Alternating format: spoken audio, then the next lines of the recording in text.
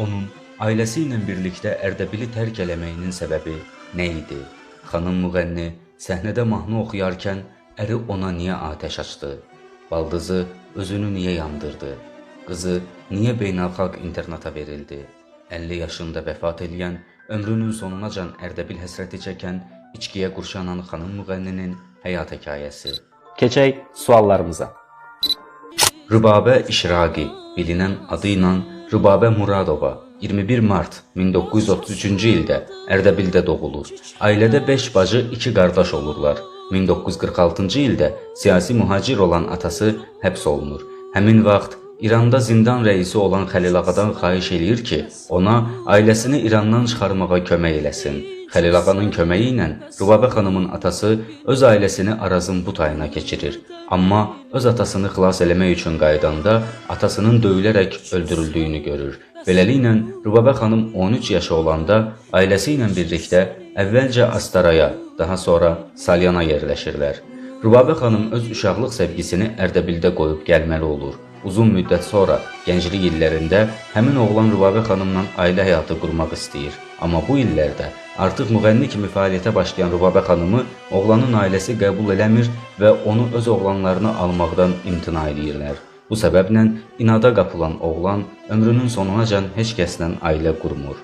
Rübabə xanımın atası onu və ailəsini İrandan xilas elədiyi üçün qızı Rübabəni Xəlil Ağaya verir. Rübabə xanımın bu evlilikdən Qəmər adlı bir qız övladı dünyaya gəlir.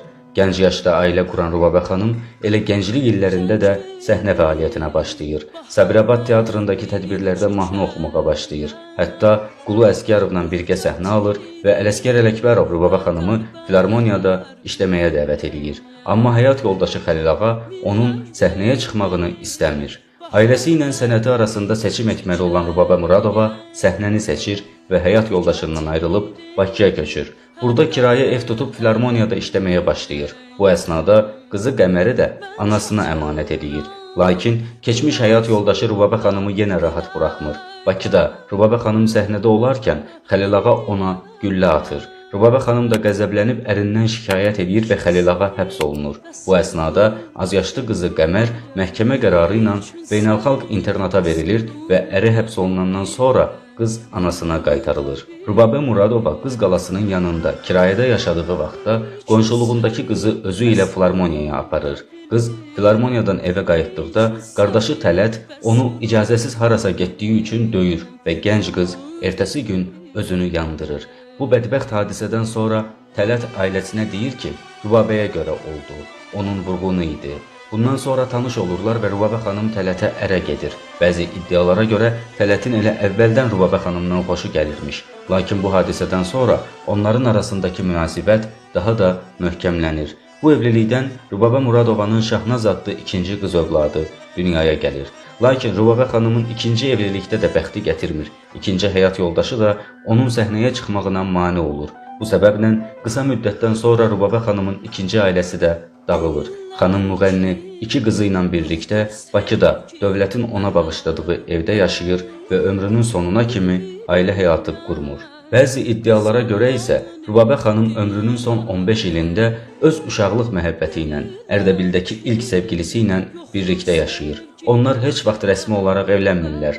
Amma müğənninin sənət dostlarının xatirələrinə görə həmin illər Rübabə xanımın sevgidən xoşbəxt olduğu illər olur. Amma ayrılıq Rübabə xanımın həyatından yenə yan keçmir. Uzun illər Ərdəbilin, oradakı evinin, uşaqlıq xatirələrinin həsrətini çəkir. Elə bu həsrətlə məşhur Heydər Baba mahnısını oxuyur. Hətta bir dəfə Astarada qastrol səfərində olan müğənni sərhədin o tərəfinə baxıb nalə çəkir və ətrafındakılar onu sakitləşdirə bilmirlər. Anasına olduqca bağlı olan Rübabə xanım Bakıdakı firavan illərində anasını da itirir. O vaxta qədər gündə 2-3 paket siqaret çəkdiyi bilinən Rübabə xanım içkiyə qurşanır. Hətta onun toylara gedərkən çay termosunda konyak apardığı və toy boyunca içdiyi də bilinir. Sənət adamları arasında məşhur olan daha bir söz-söhbətə görə Rübabə xanım Leyli və Məcnun tamaşasında Leyli rolunda çıxış eləyərkən tamaşaların birinə içkili halda gəlir və səhnəyə çıxan kimi tamaşaçı salonuna boylanıb söyüş söyür. Pərdələr dərhal bağlanır və tamaşa yarımçıq qalır. Rubabə Muradova cəmi 38 yaşında xalq artisti fəxri adını alan nadir sənətkarlardandır. O, opera və balet teatrının repertuarında yer alan milli operaların əksəriyyətində əsas rolların mahir ifaçısı olur. Hətta bir dəfə Leyli və Məcnun tamaşasında Leyli rolunu ifa eləyərkən tamaşanı izləyən məşhur Hind aktyoru Raj Kapur Rubabə xanımın ifasına o qədər valih olur ki, onu Hindistana dəvət eləyir. Amma Sovet hökuməti Rubabə xanımın getməyinə icazə vermir. Daha bir maraqlı məqam da odur ki, Rubabə xanım Leyli obrazını ifa elədiyi tamaşaların heç birində ağlamaq üçün kimyəvi vasitələrdən istifadə eləmir. Şamdan səhnəsində ağlayaraq muğam oxumağı dövrünün bütün sənət adamlarını təəccübləndirir. Həm ağlayıb, həm də səsi qoruya bilmək və muğamı qüsursuz ifa eləmək kimi qeyri-adi bacarığı əfsanəyə çevrilir. 1983-cü ilin 28 avqustunda Rubabə Muradova içdiyi spirtli içkilərin nəticəsində tutulduğu qaraciyər sərrozu səbəbi ilə vəfat edir. Ölümündən əvvəlki son vəsiyyəti Habil Əliyevin onun dəfnində kamança çalması olur. Amma Habil Əliyev mərhum sənətkarın bu vəsiyyətini heç vaxt yerinə yetirmir.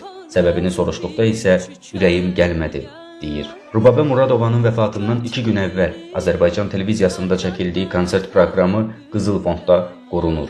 Həkimlər xanım müğənninin ömrünə bir neçə gün qaldığını deyib, onu xəstəxanadan evə buraxırlar. Bunu eşidən televiziya əməkdaşları xanım müğənninin son xatirələrini əbədiləşdirmək üçün onu çəkilişə razı salırlar. Kamera önünə keçən sənətkar Əlibaba Məmmədovun "Gəl bizə yar" mahnısını səsləndirir. Xalq artisti Rubabə Muradova ilə vida mərasimi Rəşid Behbudov adına mahnı teatrında keçirilir və mərhum sənətkar Yasamal məzarlığında dəfn olunur.